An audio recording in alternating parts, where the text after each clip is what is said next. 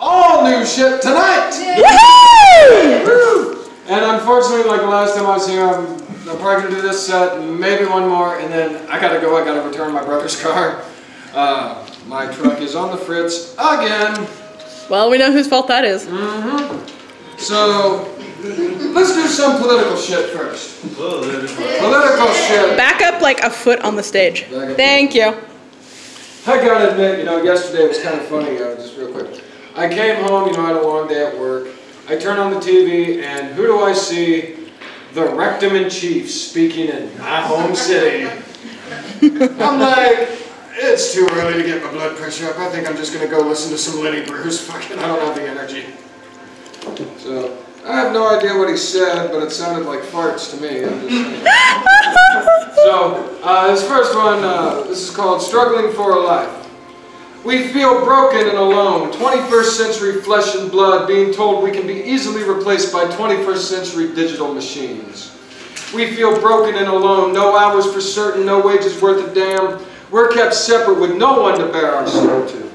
Tired and worn from another day not guaranteed, we still dream of a day we know is coming soon. The only revolution worth fighting is for a life worth living.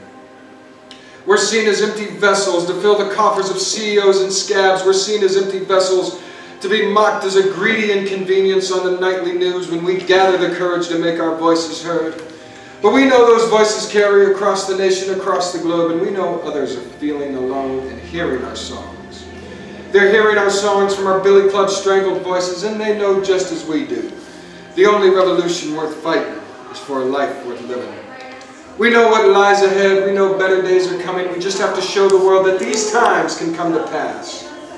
We know it won't be easy, we know the laws aren't written for us. We know our blood will spill to make these roses bloom, to make this wheat blossom.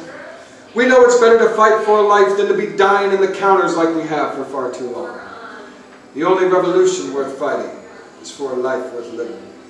The only demand worth making is the earth and its future.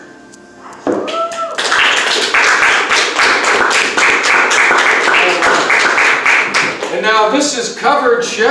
Covered shit. What are you, a cat? Yeah, no, I'm burying this shit. So this was written by a buddy of mine from out in California. This was written by Pete Kadel. You know Pete? Yeah? Yeah, you didn't know he's a poet, right? No, this is good. Pete's kind of a ecological activist, and he kind of wrote that from this angle, from that. This is called Listen. The trees sigh, the mountains howl, the rivers roar, the plains rumble as thousands of hooves stamp and pound across them. The desert deafens you with utter silence, and the sky accepts this noise and waits for it to disappear. Listen. The songbirds twitter and titter, their wings beat as they whistle and tweet. The hawk lets out a piercing cry with the same lovely twang as an old guitar. The placid lake prefers silence, wishing to listen to the lyrical beauty the frogs have to offer. And the fish are the glorious percussion as they leap through the glassy surface and then slap back down like a lazy drummer. Listen. The bow of a ship scrapes and scratches against gravelly beaches. Metal tools clatter and clang as foolish explorers build monuments to materialism. Black powder ignites and lethal projectiles fly forward, snuffing out our most precious treasure, life. The aggressor's voices drown out the screams of Mother Nature and her children. Listen. Her anguished cries subside to gentle sobs as coal, iron, and timber are extracted and used to fuel the machine. Cities like arteries are linked by roads like veins, bringing the stolen life to those undeserving of it.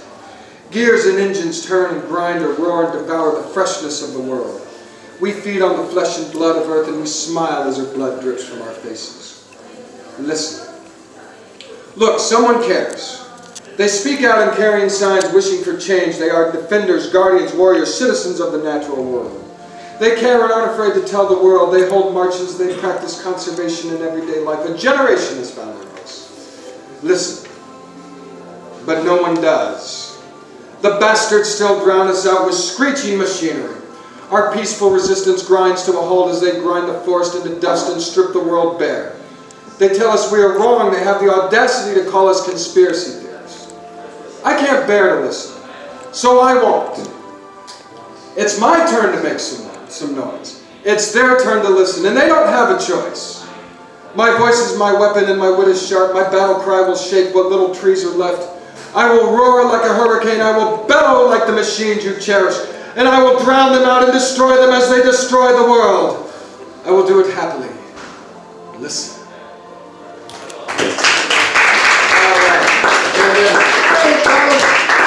I'm going to do one more and then I'm going to fuck off. There's no kids here. I can say fuck off. Cool. This is also new shit. New shit! And it's still very fresh. I'm gonna end it on kind of a funny note. This is me being a wise ass and taking a piss out of a former boss of mine, who somebody else in the audience also happens to know. So this is called Office Boy Blues Part 2. Got a message from back west after I returned east and settled home. I thought it would be a social call just to check, see how I was getting on. I was ready to tell tales from the stage, how I was missed by friends and how I strutted again with my silver high heel boots. Very nice. I was ready to talk about all my gigging plans. But the message was short and curt, just wondering if I still kept a promo piece and could I send it their way, if you will, please. I dug through my files and I found the document they wanted. I sent it through the messenger, nice, neat, and sorted. All over again, I felt cheap and used. I got another dose of these office boy blues. That was that, all that was said, no follow-ups, no how have you been, a dead connection after I sent them the document, not even a simple, hey, would you come back again? Maybe I'm being too hard, too harsh. I know they're still running full bore, no rest for the wicked, no off-season in their world. Still, strictly business, does leave me pretty sore. Part of me's glad I saved all those documents. At least it gives them a reason to talk to me.